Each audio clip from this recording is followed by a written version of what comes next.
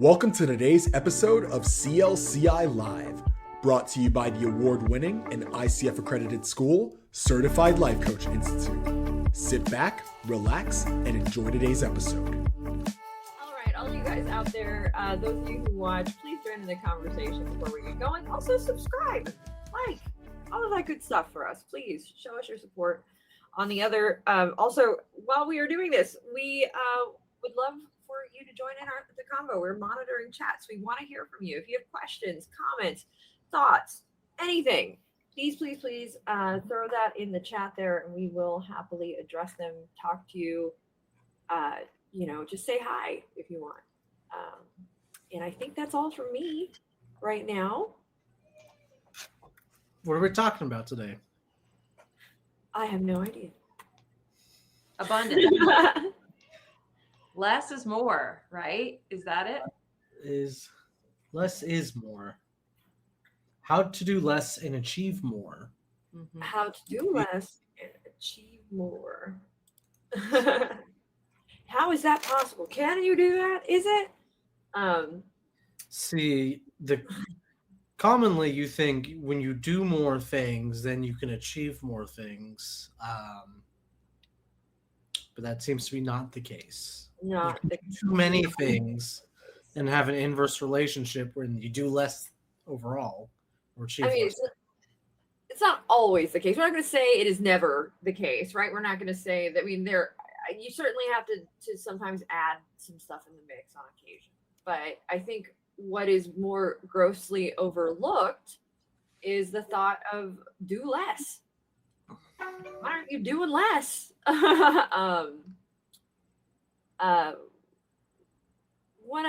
There's a lot of things rolling around through my head, but before I run through there, what are your thoughts in this space? Any of you? I think that's enough to be said on that topic, and we can end the live there. We just are gonna do less. Doing less. You're definitely doing less. The reason why this is even a topic is because there is an inverse relationship between the amount of work somebody can actually do or effort that they can put into something and the results that they're going to get.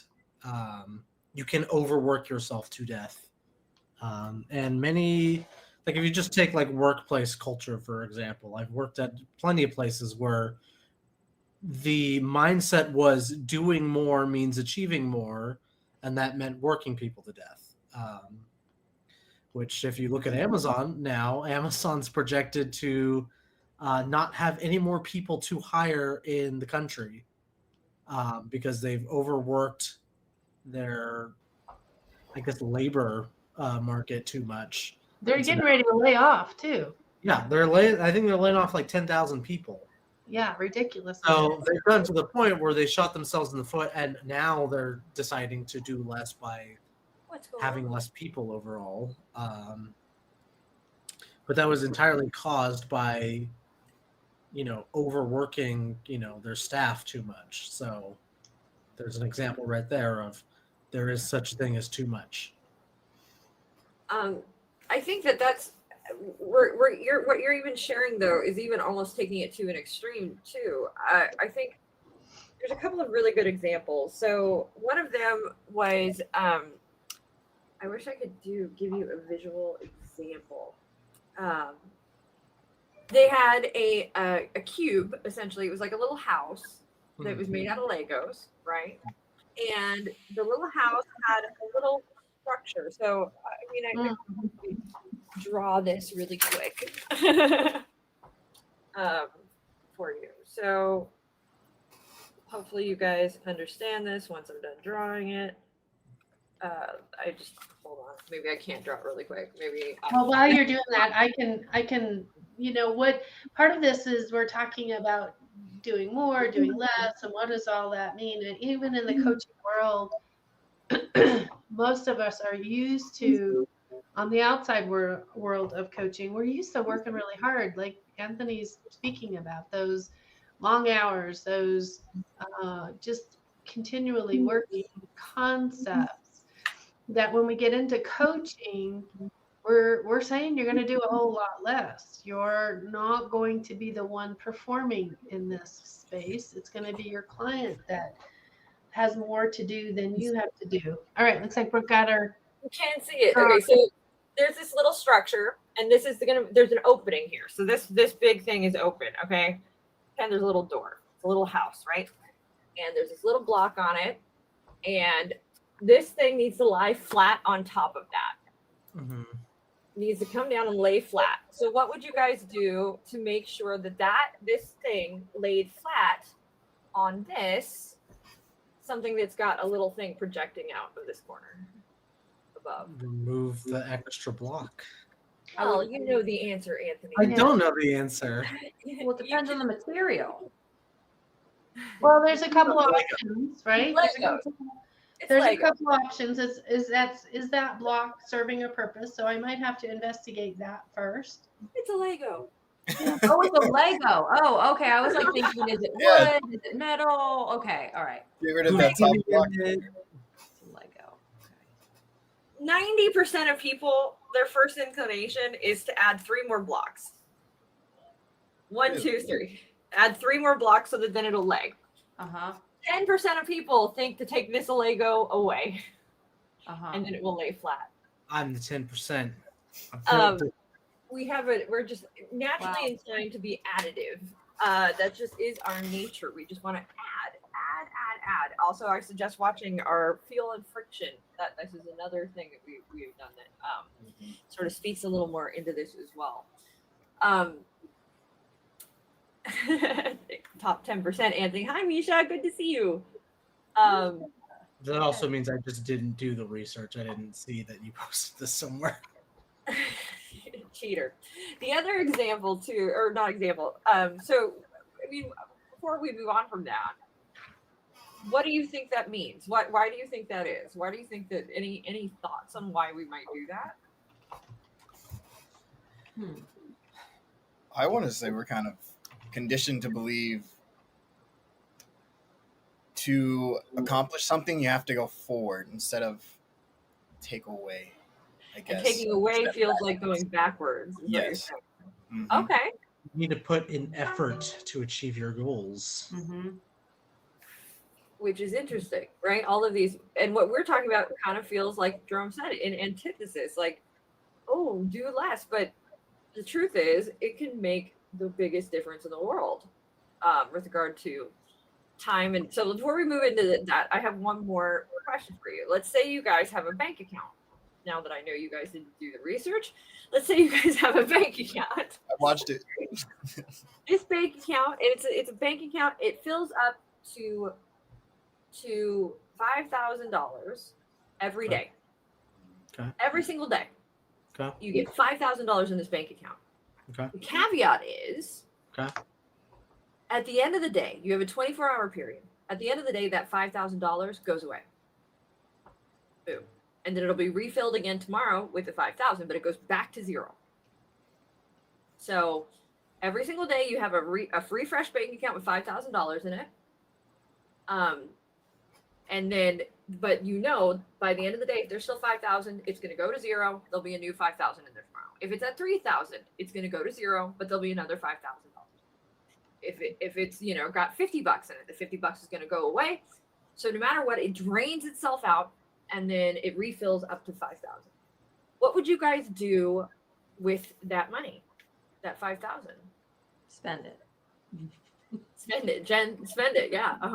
So it's like different way you can. I'll say this is an investment. Is I'll go to the casino and spend the $5,000, but also like I'll do crazy stuff like invest in Bitcoin or invest like it'll be dispersed. Yes. Okay, and you're going to do something with it. You're going to take the money out of it and do something with it, right? Yes. Jerome, what would you do with it? To an account. I'm gonna spend it early as I can in the day. Like early in the day? Like Yeah. I will have it all 5,000 spent by 1 a.m. If it refills at midnight, I'm spending it by 1 a.m. I get tiring to spend all that every day, so I'm gonna try and give myself some time. Nice. Okay. Lisa, what would you do? So I would, use what I could, not worry about the rest. It's Okay. going to be replenished. I will have it to come to tomorrow. So use what is necessary to carry on with life, and then be okay with that. I would spend what I needed, but then I would, whatever was remaining, I would definitely reinvest in something. Like I would take, if I spent $1,000 that day, I would spend the other 4,000, put the other 4,000 in a high yield savings account or in an investment account or in something along those lines, so that it didn't just go like poof, it's gone, and that would start to eat at me. I think it'd start to eat away at me, knowing that I had this money that I let go of every single day. And maybe give the rest away as well.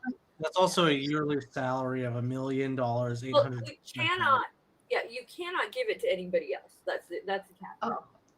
So, but you can then reinvest it. So that's yes, you can reinvest. I mean, you have to spend it, but you can't just hand it to Jen or what have you. Okay. Jen's got her own $5,000. So this $5,000 bank account is time, right? Mm-hmm. Every day we are given 24 hours. We can do whatever we want with that 24 hours. And at the end of that 24 hours, it's gone and it refills the next day, right? Every single day. So that was quite a literal sort of comparison. If time is money and time is truly a limited resource, your day dwindles at the end of the day. Every single day, boom, gone, refilled. Boom, gone, refilled. Boom, gone, refilled. But how you spend it becomes very important when you start to think of it as money, right? We start to get like, oh no, I would do this with it. I would do that with it. But with our time, we don't think of it that way. We think of it as sort of an infinite resource, but the truth of the matter is it's not. Each day goes and it's gone. You're not getting it back. So it brings up this concept of that I thought was really neat, of return on time investment. And thinking about, even if you think about your time, as money or as what have you, how do you literally spend? There's a reason we say that. How do you spend your time? What do you spend your time on? It becomes very important when you start to think of it as a limited resource. At least it does for me. Mm-hmm. So this is sort of in the time sense that do less comes in. It can be very important because we can use our time very wisely, and sometimes adding more stuff into it makes it a lot less productive. Anthony, I can't hear you, Anthony. Yeah. Well, there's also like time isn't the only resource too that's being factored into this. Like, even if you had more time, that doesn't mean you'll have more energy or more focus to spend on projects and tasks and other things. Like, you can have the 24 hours, but then I only have about 8 hours of gas in me to focus on like a project, and then I'm tired the rest of the time. I've expended myself, or I've invested a whole lot of energy in 1 or 2 hours versus spreading it out over 8 to 10 hours. Mm-hmm. Which goes into a concept that I posted in the podcast episode I showed you, which was do less, then obsess. Free up your time and then focus a lot of energy on a few things, very limited amount of things. So as coaches, we have clients that come into us, come in, and they go, I don't know what to do. I want to do all these things. And they've got a laundry list. I want this, or they come in and they say, I'm so busy. What do we do? Oh, yes, we should take one at a time. I'm stacking. So the client that comes in and goes, well, when you say, what do you want to work on? And they give you a list of, well, this. How do we assist that client in doing less? Well, I tend to ask them, okay, when do you want these things done? Because if you have 10 years to accomplish your laundry list of goals, okay, that's more reasonable than I want to do 10 goals in 1 month. Then we got to talk about priorities as the next step. I think it becomes I think this is a space where coach, if you're doing it right as a coach, it's a little easy because you can go, well, we only have 1 hour. So what do you want to work on today? Right. Yeah. And that helps us really narrow that focus. That also shows you how important it is that question exists. Otherwise, we're going to be as scattered as our client, right? Mhm. So, and as opposing to some people that think they're coaches, they will tell the client what should come first and what should come second, and they will try to use their best judgment on making that choice because of the emphasis a client has made. And this is where you're going to do less as a coach. You're going to sit back, you're going to invite the client to make a decision on what they want their focus to be for this next whatever time frame we're together. Do less. Get the client to do more. I just realized something, that there's like a big assumption of a coaching session is 1 hour. Why is it that Doesn't have to be. I know it doesn't have to be, but like if I'm going devil's advocate, why don't I just have longer coaching sessions? Why I made the choice to make mine 30 minutes. Like that Yeah. that was in an effort to do less. Mhm.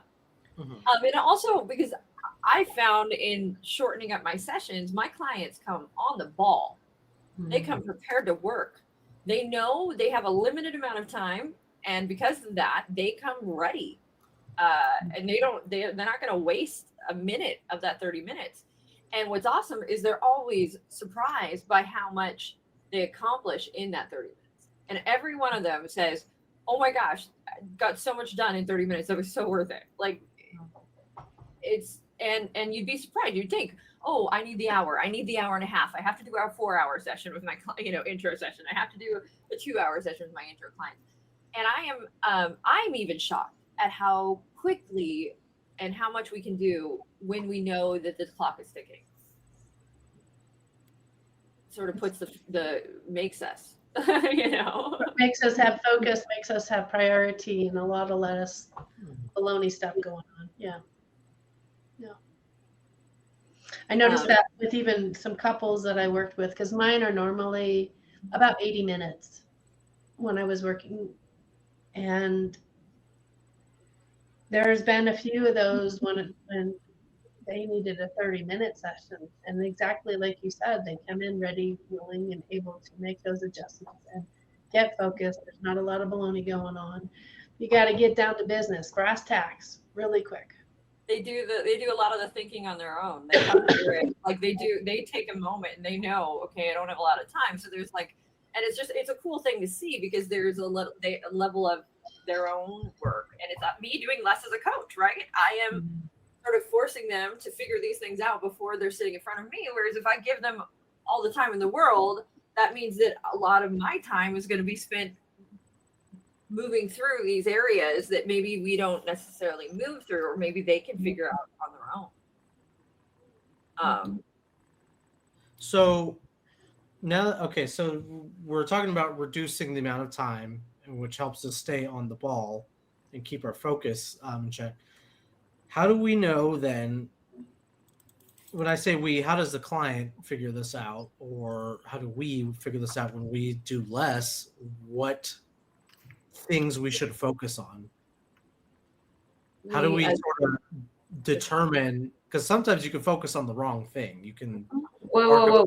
Wait, hold on. What makes you say that, Anthony? What is the wrong thing? How do you decide that? So it's a matter of prioritization. So I'm thinking about it in the workspace right now, where I've got a list of things I need to do and I only have like an hour to do them. I can definitely choose the wrong thing in the sense that one project is far more important than some other project. And me and Brooke have had this conversation before. Well, she will inform me your priorities are wrong. This is the more important thing, Anthony. You're kind of going off on like a tangent. Or I'll be like, why are you doing that? Delegate that to Jen now. Yeah. So I always tell them, give me more to do. So in the grander scheme of things, when a client is focusing on things to do, he's got a limited amount of time, or they got a limited amount of time, and they'll have only so many options. What is the best way that they can figure out what is most important to them? So I can give you a couple of the things I do in terms of like when I'm in a workspace or when I'm and being somebody with ADHD, you learn very, I guess, young when you have this, or at some point, that prioritizing and having a forefront priority list in your brain becomes very important, because if you don't, you're not accomplishing anything. You're all over, you're looking left and going that way, and it's just you got to stay on track.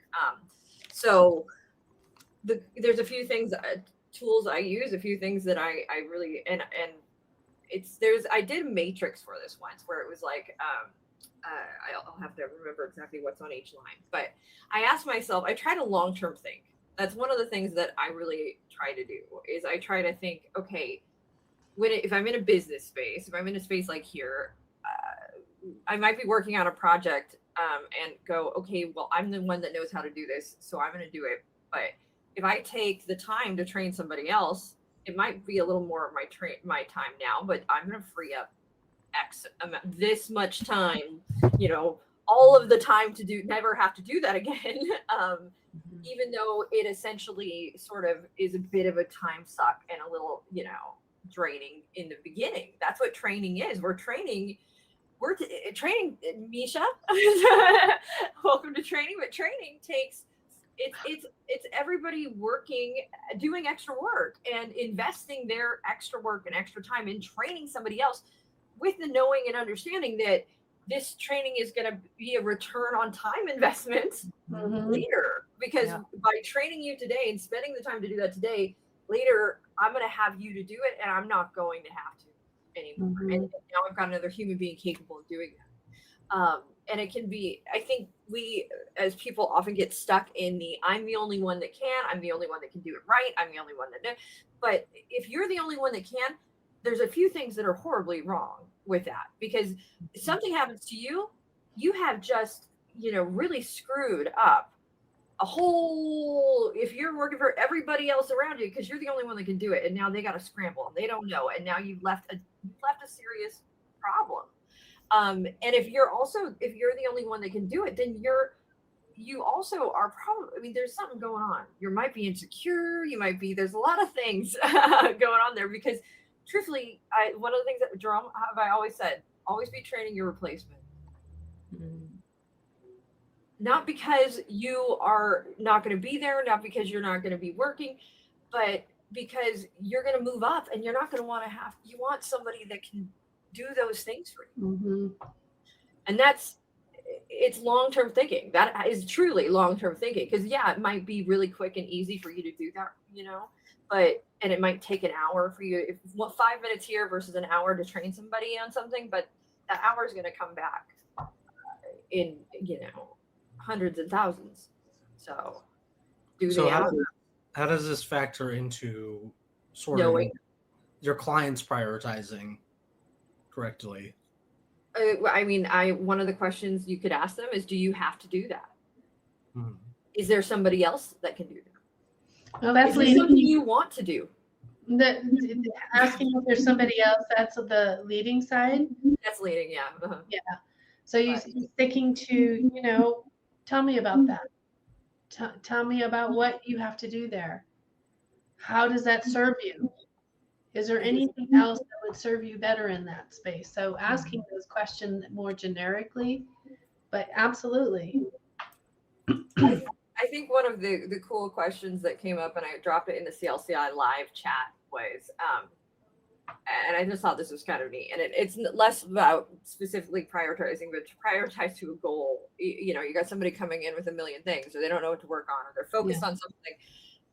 One of the, I think a great first question for a client is, you know, at your eulogy, what do you want people to be talking about? What do you want people to say you have accomplished in your life?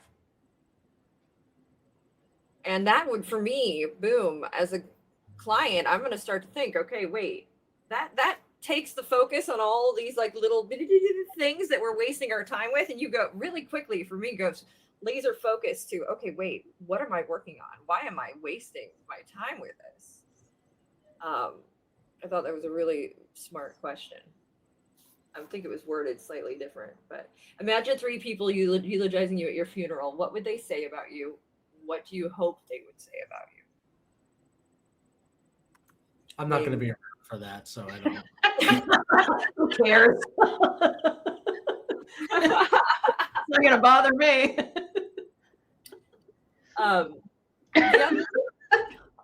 Well, another cool question that was popped in there that also might help with this prioritizing is think about the roles in your life.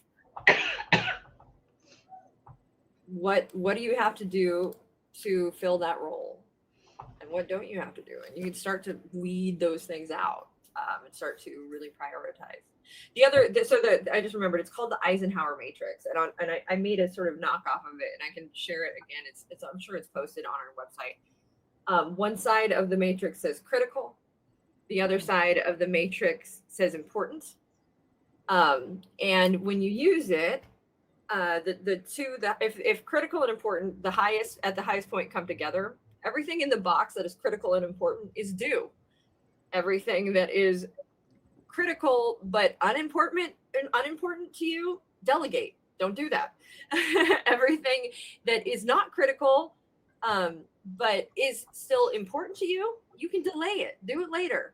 And anything that's in the box that is neither critical or important, get rid of it. Delete it. You don't need it.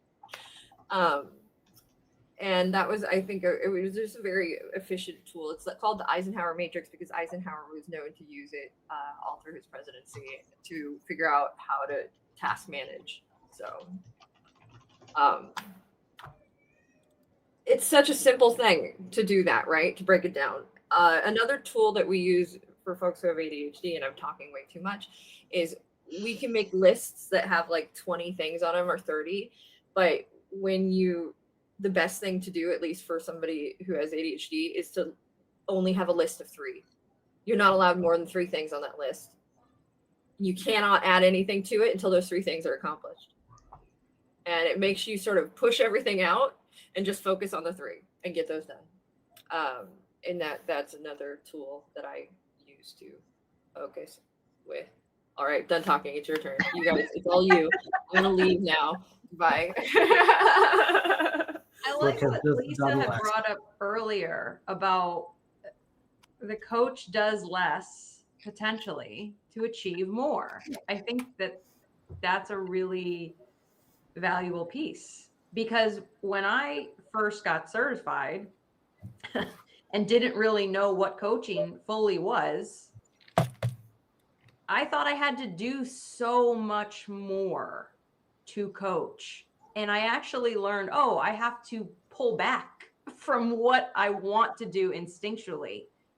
I have to calm down. I have to relax. I have to hold this space for the client to do the work. I get to facilitate a space for the client to do the work. I mean, that was not at all what I thought. And that's an amazing part of being a coach. Yeah. Also, when we say do less to achieve more, the coach isn't achieving anything. Like, there's no personal achievement that's happening as a coach. So, like, you don't have to do a whole lot. Now, your client, they're the one who's achieving things, having to do things, and possibly doing less things to achieve that. But you as a coach, there's not a whole lot that you need to do other than get training at CertifiedLifeCoachInstitute.com. Thank you. But yeah, like, it's less work than you realize when you first start out. Yep. I know that's a critical part of when they're reviewing your submissions for your PCC, right? At least in what I've heard from everyone's experience, Dan. I don't know if I've heard Lisa speak about it, but they're checking in to see that you are doing 20 to 80, right? 20% speaking, 80% listening. So I know that's a critical part when it comes to looking to get your credentials. So, and kind of like Jen was mentioning, it is something that I feel like for most of us, it sounds easy at first, but when you start coaching, you kind of think that that's maybe the purpose of a coach is to speak as much as possible to help your client get past what it is that they want to get past. But sometimes setting that silence and letting your client do the work is going to be, I would say most of the time, is going to be the most powerful way to actually conduct a coaching session. And moving towards MCC, it's even less. They want you to speak even less. Like, it's going to sound a little pompous where I'm going right now. And I don't mean to be pompous, but I have this grand way of reflecting back to the client what they've shared with me. It's a lot of words. It's like, no, don't speak that many words, even if you are reflecting what that client has said. By this time at MCC level, we have great expectations that you're listening. You don't have to prove it anymore. So less is, even as we go through, if you will, our rankings, less is going to become even more important as you go down. The quality of your coaching increases based on the less words you use, because you're using more impactful interaction versus the proof that you've heard. I guess that's what I would say. So definitely less is better, impactful, that you are really listening and the challenging those questions, letting the client do the more, that more work is on them. But in the end, with you giving them permission to be more in the session, they are also working towards being less, because then they're not overworking themselves. They're really focusing in on where and what they want to do as well. I've gone to such an advanced level in my coaching, I only say one word. The rest is all nonverbal communication.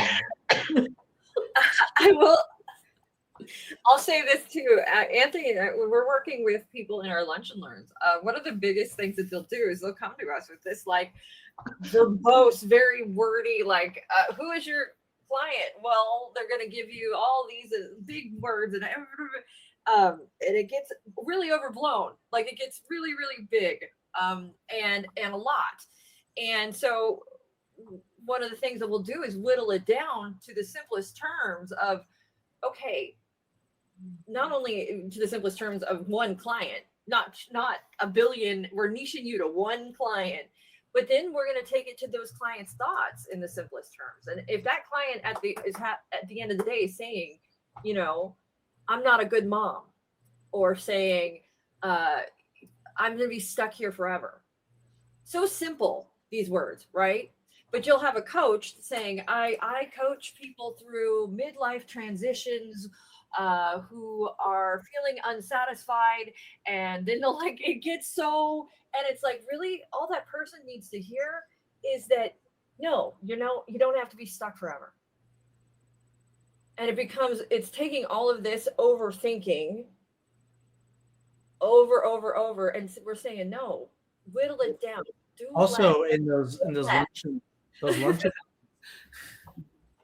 they sometimes will say elevator pitches that are like kind of simple and sweet. There was one example of like, I want to coach millennials who feel lost and can't find their purpose. Okay, that's not a lot. That's not a lot spoken wise, but that is a lot of people to try to market to. That is do less. A lot of work.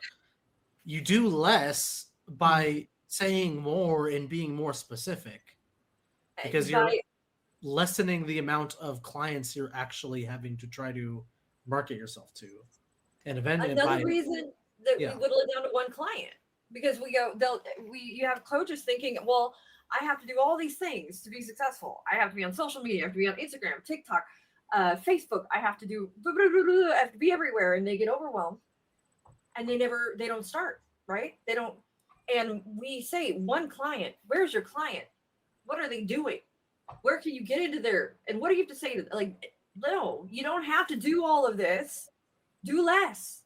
Do what is only necessary for you to reach your client. And where is that client?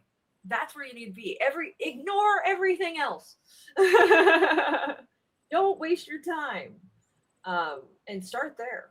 And that's a whole level. And I think it's a big thing. I think a lot of new coaches want to do everything. They feel like they have to do everything. They feel like they have to be everywhere. And they get so afraid of doing less. They don't even start. Yeah, that more can be definitely overwhelming and preventative of moving forward. So do less. Do less and attract more clients. Mm-hmm. Yeah, I think that brings up a good point, that doing more can be debilitating sometimes. And I think that's where that phrase comes up, one step at a time. Doing one small thing, doing less, eventually, I think, can help you get past, again, that hurdle of maybe being debilitized by the fact that you're looking at the larger chunk of the pie as opposed to just taking one small slice. I think of it as like, have you ever played when you were a kid, did you ever play The Floor is Lava? Yes. So like, I played it as an old woman, not as a kid. I played as a kid. But like, if you think of like your goal being like, my goal is to get to the kitchen, but the floor is lava, right? I have to take it if I'm actually going to get scorched by the ground, I have to figure out each individual step. Like, and I have to forget from this chair to that chair before I can even think about my next, like, that's how it is. It's like lily pads, you have to do one lily pad at a time, and you cannot get to the next one until you've gotten to this one. And we often will get like distracted by all of these other things, but if we just focus on the next step, like Jerome said, floor is lava. That's a question kind of that I've encountered in some of my coaching sessions, where their overarching goal, they're like, there's a lot of steps that I got to do, there's a lot of things I have to do, what should I do? And it's like, okay, what's the next step? The next step is whatever step you take. I don't know if there's a correct, are you asking me if is there a correct order of steps? Because then we can do coaching to figure out what is the correct order. But if there's not really a correct order and it's all arbitrary, the next step is whatever is the next thing you do. So, do you want to try to find something to pick and go from there? And a lot of clients seem to think that this is me taking my coaching hat off and me putting on my Anthony hat, my Anthony beanie, is that people seem to want to think there is a ultimately correct order in which you do things. That is absolutely not the case. The correct order in which you do things is the order in which things get done. It's difficult to articulate, I guess. But no, you have to start somewhere, and then you just keep going. It's like thinking of the world linearly. Like but the world is not a linear place. Ultimately, it's really not. But we often think of everything, unless you're non-linear, like I am. Most people think in a very like linear fashion, A plus B equals C. But the truth of the reality is, no, there's way more ways to go about things, and probably more than you can imagine. And when you think you've exhausted it, there's probably still another way. You just haven't found it yet. And so, such a beautiful point. There's not necessarily a correct way. The correct way is the way that things get done. Like, that's whatever that is. And I really appreciate that, because it frees up that the self-loathing that can happen, or the worry and concern that I could do something wrong, or I have done something wrong, or in the wrong order, or at the wrong time. Which And also you will always find when you have done the thing, you'll always reflect back and be like, I should have done it this way. But that's only ever going to be obvious to you when you're at the end already. You wouldn't have ever thought about that at the start of it, because you wouldn't have ever started it to begin with, because you would have kept thinking about it. You only tend to realize that once you're already done. And this also brings a big point. What is the big verb? Do in this, right? Do. If you're not doing anything, then you're already doing less. So you don't really need this. It's also kind of funny that people will ask others, what should I do and how should I do it? And frankly, everyone does it differently. There are moments, though, that I will go, what should I do? And mind you, I know I'm going to make the decision myself, or I'm just genuinely in one of those exhausted states where, and whatever it is I have to do is completely just at this point arbitrary. Like I'm like, I have to. So what should I just do right now? I'm too tired to think of it myself. Just tell me. I don't want to think. What should I have for dinner? I don't care. I don't want to think about it. I've been thinking about everything else all day, and thinking about dinner right now is almost impossible. That's when you, Brooke, do the flip a coin test to other people. Just like flip a coin. And those things are, but ultimately, if I am asking somebody what should I do, I'm getting their opinion, but I'm going to ultimately make my own decision in it, right? I'm going to hear what they say and see what resonates with me and what doesn't, and take from their opinion what I find valuable and discard what that doesn't work well in the coaching space, though. Like your client can't be like, "What? Just tell me what should I do?" And you, the coach, can't be like, "Well, here's." Like, when we think we have coaches that they come in and they're like, "Oh my God, I didn't take my second Adderall. That's why I'm talking so much. Sorry about that." So they come in though, and they're like I can't, or I have to know everything about all of this, right? I have to be this wealth of it. I'm a life coach. I have to have all of my shit together. I have to have done everything because nobody's going to take me seriously. And what if I screw up somebody else's life? You get to do less. You don't have to do that. You don't have to you're not bringing your knowledge to the table outside of being a coach. And boy, is that nice. Like when I started doing coaching sessions instead of consulting sessions, like when we were consultancy, marketing consultancy, had that business. What a Jerome, Anthony, nonstop stressful business. Because we are doing the do. Right? It's nerve-wracking because I'm responsible for the knowledge I'm using. And then you do a coaching session. And you're like, that's it. I don't even know. Hours up, and I'm like, okay, oh my God. I don't need to know. Like, oh. Yeah. I mean, I need to know how to coach, but other than that, I don't need to know a goddamn thing. That's up to the client. Hey, explain the context to me. Tell me your side of things. Tell me how you want to get this done. That's it. I don't need to know anything. I'm like, John, you don't know. It's better you know less in that situation. So again, it's one of those situations where coaches do less. You have the amazing gift of the opportunity to not have to bring all of this to the table outside of knowing how to properly coach, and you will get trained at certifiedlifecoachinstitute.com. And I always laugh when we plug ourselves because we don't do this to plug ourselves, but in the end, we need to plug ourselves too. Okay, so to look at it from like a business level, that is entirely what our business model is. It's doing less and achieving more. Not to toot our own horns, but other coaching institutions tend to do more and then ends up costing the student more time, more energy. More time, more money, more They're not achieving more, though. They're still getting the 60 hours of training to an ACC, whereas us, the superior, Life Coach Institute. We understand that this can be done in 3 days, and you get the same 60 hours, and it costs you less. Well, And 6 days. You're getting very valuable time. Well, yeah, 6 days. Total. The other thing too, the amazing thing too, with regard to that is, I mean, if you look at our marketing, even like look at meta marketing with this, we do this live. We know we have to show up for an hour, right? But this is a way for us to do less, honestly. And I'm just going to share why. So we know we all have to be here. We all have to have it. We talk about a subject for an hour. And you'll all show.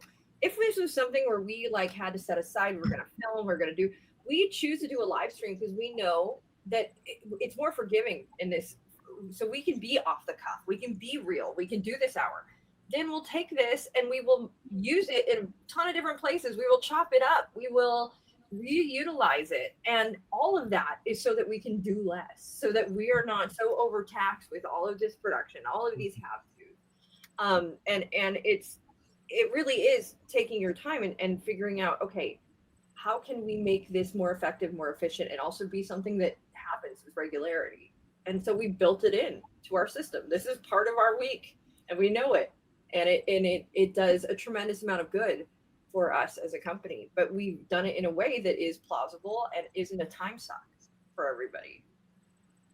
Everybody can find an hour, and if you can't, that's okay. We'll get somebody else in. It'll be okay. Patting ourselves on the back now. No, I know. I wanted to ask a question then, on kind of the opposite end of the spectrum. When is more? Never. When it kisses and hugs. No, have far less of that. I was going to say, at least in the coaching space, education, probably. Just being able to be open to learning more is probably never harmful unless it actually impacts the time you're going out there and coaching.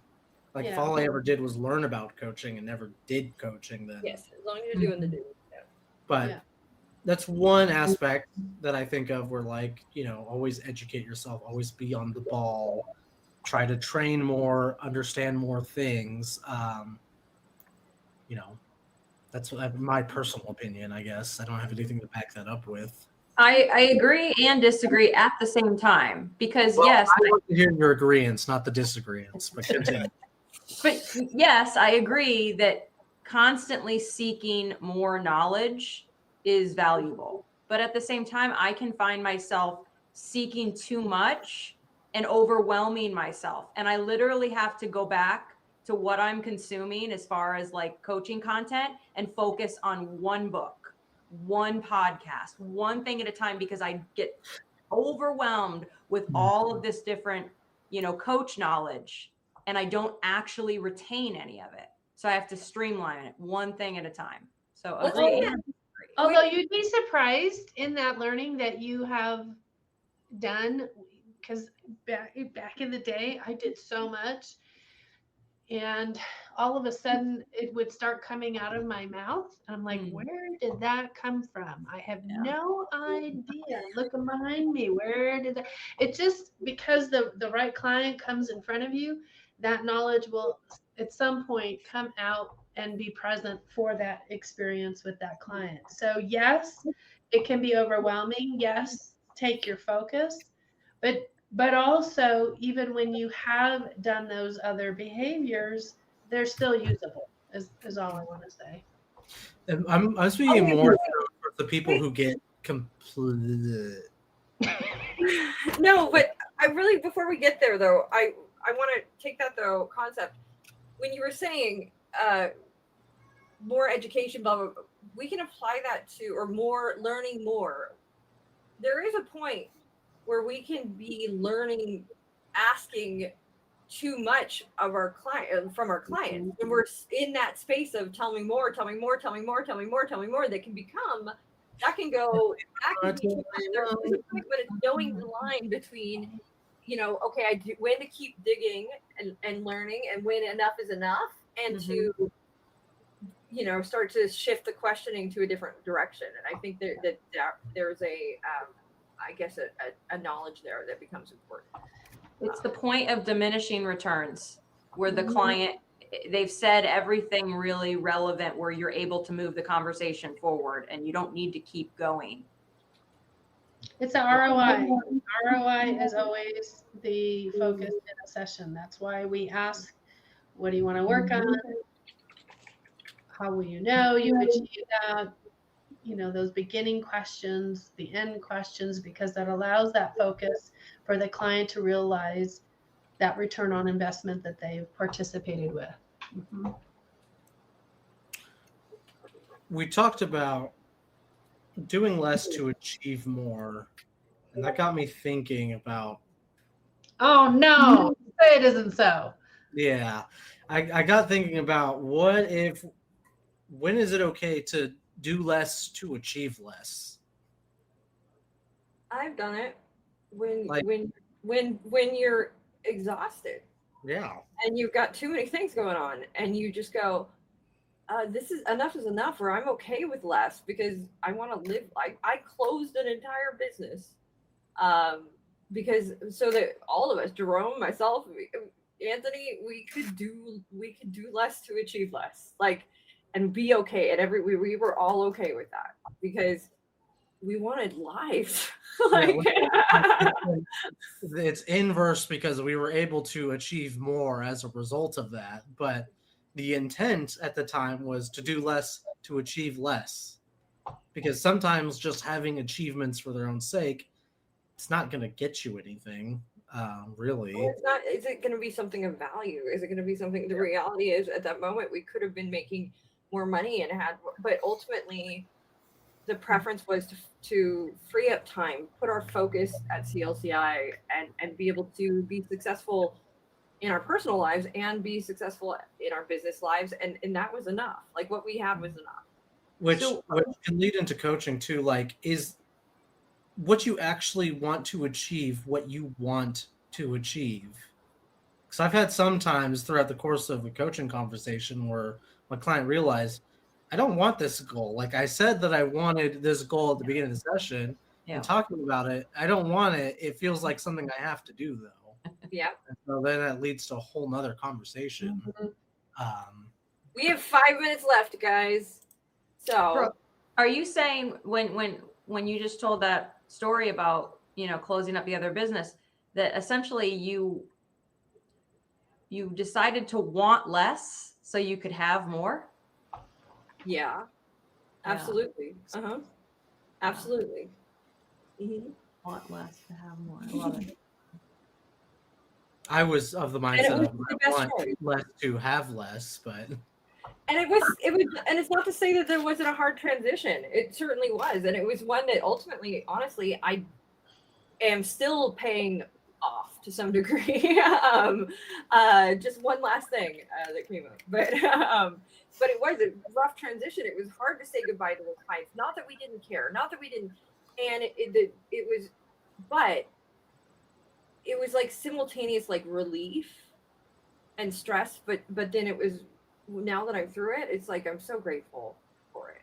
It was hard at the time. I cried. You go through the whole transition. But it was worth it. And when I say I wanted less, I wanted less there, but I got less in other places, or got more in other places. Mm-hmm. It's that I reprioritized my time, truthfully, and I found that I would rather spend my time enjoying the fruits of my labor than just creating more labor. Brooke, could you imagine as soon as we get done with the live, it's okay, we got another 4 hours of I'm gonna jump off the balcony now. Are you kidding me? No. I can't imagine doing that again. It's funny that this came up. I just had this conversation with my friend today. So how about this for a final question? Is there something that you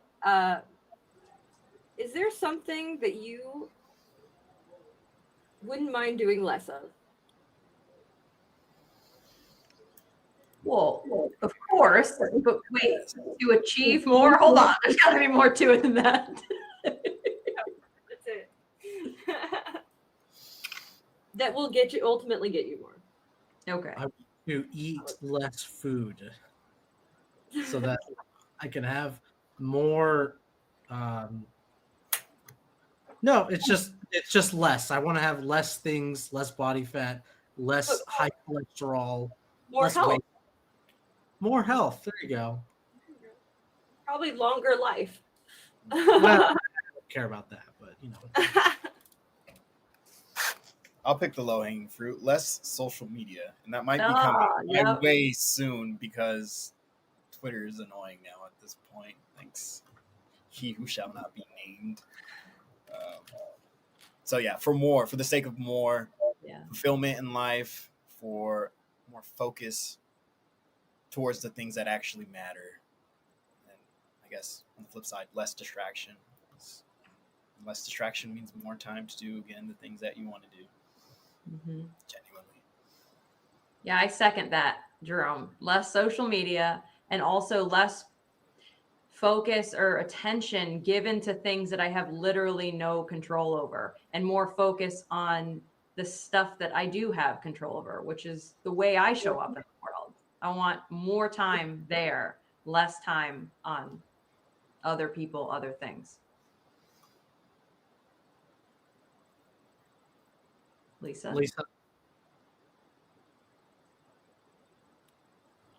I was thinking about it. I think all of that is, pretty right on. Less what I've been calling today, addiction to having to hover over everything, and more, off time, more time to do the things that, I moved out to Colorado. I haven't gone any hiking. I haven't done anything fun.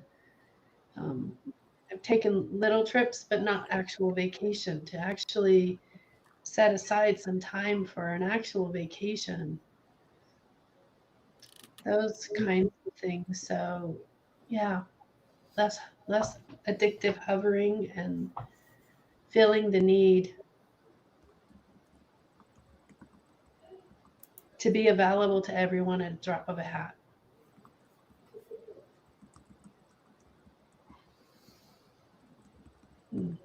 I'm gonna less, and it's something I'm already working on. I'm just gonna continue on the way.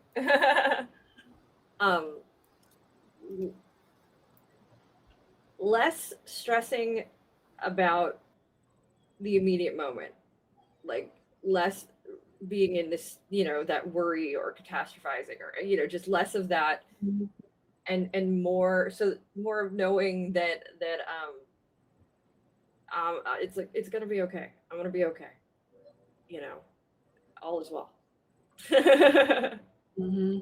Sort of more breathing in the why don't need to freak out over, unless it's really freak outable. Don't stop freaking out about the little things. Don't sweat the small stuff. Right? Yeah. So that I can have more peace.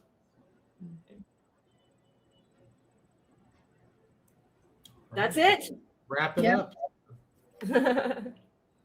Be sure to like, subscribe, comment, share, take our classes so you can learn to do less and achieve more as a coach. Okay, goodbye. Thank you guys. Make sure you like, follow, subscribe, and remember, we're on Wednesdays. So Wednesday at 4, we'll be back next week. Do you guys want to know what the subject is next week? Do you want me to? Yes, please. And while you check, I want to let everyone know to share this with someone you think is doing too much. Maybe this will help them out. Ah, yes. Nicely done. Yeah. Good segue. Add another thing to their list of things to do, which is Oh my God, there he is. There's the Anthony. I was laughing because Jen was saying yes and no. That's usually Anthony's thing. well, it's my thing. When people counter what I have to say, then it's just like, no, don't. Just a yes. That's it. Yeah. So now we're going into a series of where I just put one word in for our topics. So next week's word is expectation. Okay. Love it. Ooh, Topic. nice transition into Christmas. There's tons of expectations. Oh, yeah. Okay, You won't be there next week. All right. Hey everyone, thanks for tuning in to today's episode. Once again, this is brought to you by Certified Life Coach Institute. We're an ICF accredited school who certifies our life coaches in 3-day online intensive courses. In addition to other podcast episodes, feel free to check us out every Tuesday at 4:00 p.m. Pacific Standard Time on YouTube or Facebook for our CLCI Lives, where we get together and discuss various topics that are centered around sharpening your skills so you can become a better certified life coach. For more information, feel free to visit us at certifiedlifecoachinstitute.com. Until next time, be well.